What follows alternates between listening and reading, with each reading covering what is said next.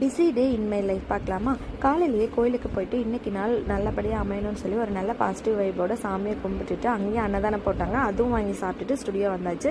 So இன்றைக்கி nail extension பண்ணுறக்காக client வந்திருந்தாங்க. இவங்களுக்கு நம்ம அக்ரிலிக் எக்ஸ்டென்ஷன் பண்ணியிருந்தோம். இப்போல்லாம் பார்த்தீங்கன்னா எல்லா கிளைண்ட்ஸுமே ஒரு நல்ல நியூட் ஷேட்ஸ் தான் வந்து அதிகமாக ப்ரிஃபர் பண்ணுறாங்க. அண்ட் நெயில் ஆர்ட் வந்து மொத்தமாக என்னோட சாய்ஸ்லேயே விட்டுட்டாங்க. ஸோ இதுதான் நான் அவங்களுக்கு பண்ண நெயில் ஆர்ட். அண்ட் இந்த நெயில் ஆர்ட் முடிச்சதுக்கப்புறமா நேற்று நான் மிக்ஸ் பண்ணி வச்சுருந்தேன் ஹென்னா பேஸ்ட்டு ஃபில்டர் பண்ணி ஹென்னா கோன்ஸ் ரெடி பண்ணிட்டேன்.